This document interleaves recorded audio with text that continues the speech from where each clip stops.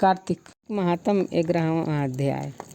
नारद जी ने कहा, एक समय जलंधर पत्नी सहित असुरों से सम्मानित हो सभा में बैठा था तो परम कीर्तिमान शुक्राचार्य जी वहाँ पहुँचे, जिनके तेज से सब दिशाएं प्रकाशित हो गई।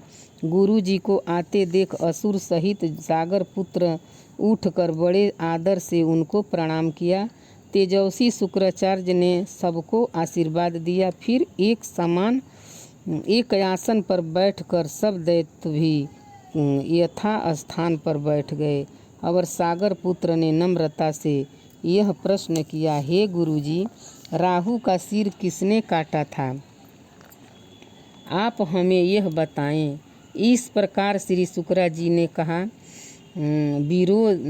विरोचन पुत्र हिरण्यकश्यपु और उसके धर्मात्मा पौत्र का परिचय देकर देवताओं और असुरों द्वारा समुद्र मंथन को संक्षेप में सब कथा कहकर यह बतलाया कि जब समुद्र से अमृत निकला तो उसे देव रूप से राहु पीने चला।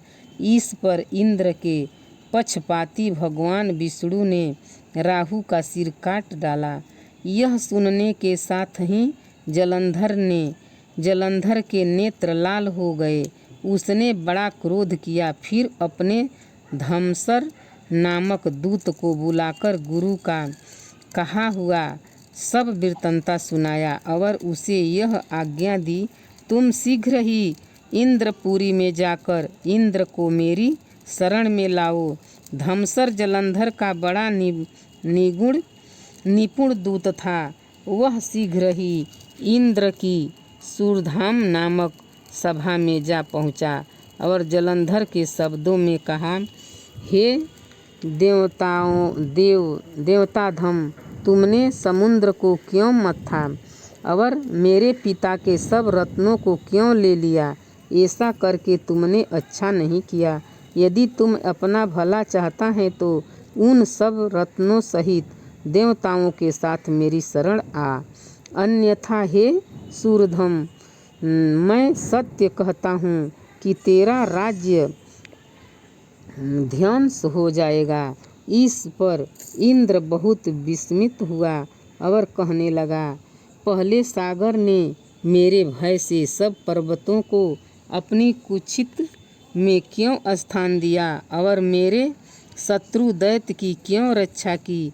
इसी कारण मैंने उनके सब रत्न हरण किए हैं। मैं भी सत्य कहता हूँ कि मेरे द्रोही सुखी नहीं रह सकता। इंद्र की बात सुनकर वह दूत शीघ्र ही जलंधर के पास आया और सब बातों से उसे कह सुनाई, जिन्हें सुनते ही वह दैत्य मारे क्रोध के अपने ओठ काटने लगा और देवताओं को जीतने के लिए उसने उद्धत आरंभ किया। फिर तो सब दिशाओं तथा पाताल से करोड़ दैत्य उसके पास पहुंच गए। शुभम निशुभ सेनापतियों को साथ लेकर जलंधर इंद्र से युद्ध करने लगा। शीघ्र ही इंद्र के नंदन वन में उनसे अपनी विशाल सेना उतार दी। वीरों की शंख ध्वनि और घोर गर्जन से इंद्रपुरी गूंज उठी। अमरावती छोड़ देवता उनसे युद्ध करने चले। भयानक मारकाट हुई। दोनों पक्षों के आचार्य अपने अपने मृतकों को जिलाने लगे। असुरों के आचार्य गुरु शुक्र अपनी मृतक संजीवनी विद्या से और देव गुरु बृहस्पति द्रोणागिरि से औषधि लाकर मुर्दों को जिलाते रहे। इस पर जलंधर ने अपने गुरु शुक्राचार्य जी से क्रुद्ध हो कहा, मेरे हाथ से मरे हुए देवता जी कैसे जाते हैं?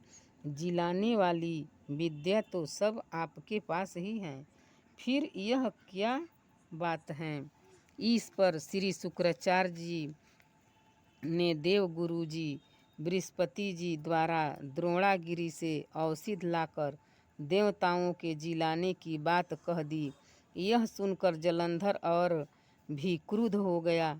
श्री शुक्राचार्य जी ने कहा, क्रुद्ध क्यों होते हो? यदि शक्ति हो तो द्रोणागिरी पर्वत को उखाड़कर समुद्र में फेंक दो, तब मेरे कथन की सत्यवता प्रमाणित हो जाएगी।